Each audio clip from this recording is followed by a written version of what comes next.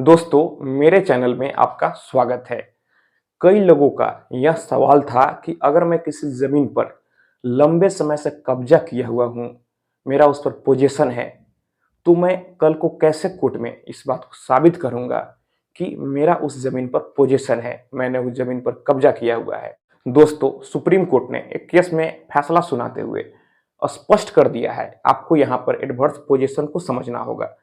अगर आप किसी भी संपत्ति में 12 वर्षों तक लगातार अपना पोजीशन बनाए रखते हैं, आपका कब्जा रहता है और उस कब्जे से किसी को आपत्ति नहीं होती है।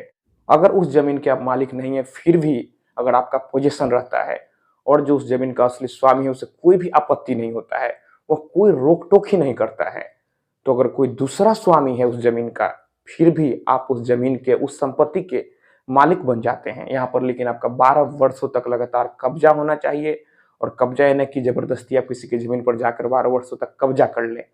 यहाँ पर कब्जा जो है प्रतिकूल होना चाहिए। तो फिर कई लोग यह पूछते हैं कि मैं किसी जमीन पर 12 वर्षों से हूँ, लेकिन कैसे मैं उस जमीन पर हूँ, मेरा उस जमीन पर कब्जा है, मैं इस चीज को कोर्ट में साबित करूंगा। दोस्तों, आज बिजली हर घर में है, तो अगर आप किसी भी जमीन पर घर बनाकर रह रहे होंगे, तो यहाँ पर आपने बिजली का कनेक्शन तो जरूर अपने नाम लिया हुआ होगा।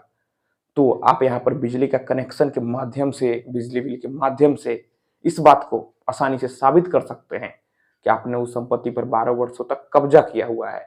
या फिर आपने वहां का अगर वोटर आईडी कार्ड बनवाया हो, राशन कार्ड बनवाया हो, आवासीय ही बनवाया हो, तो यह भी दर्शाता है कि आपका उस जमीन पर 12 वर्षों तक कब्जा है।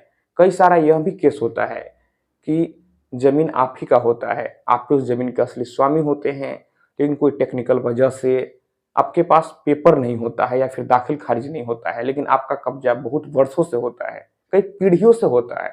तो यहाँ भी आप ही उस जमीन के स्वामी हैं। किसी कारणवश अगर दाखिल खारिज नहीं हुआ हो, तो भी यहाँ पर कोई भी दिक्कत नहीं है, क्योंकि आपका 12 वर्षों से अधिक कब्जा है।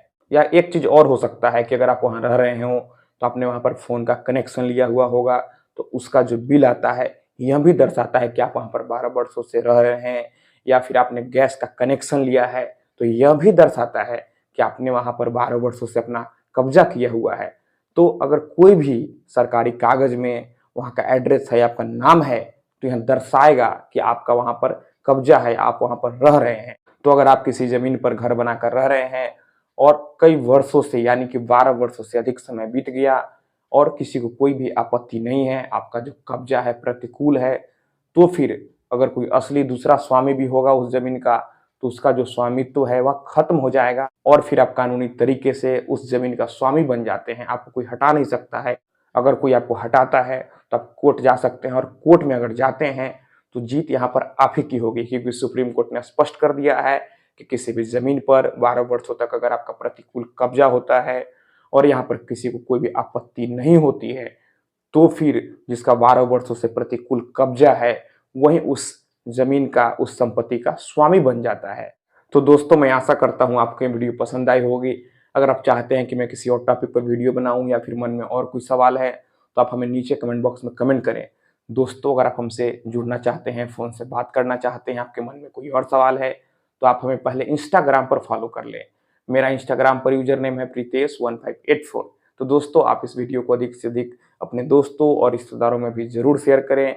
हम लोग मिलते हैं अगले वीडियो में एक नए टॉपिक के साथ। तब तक आप अपना और अपने परिवार का ख्याल रखें।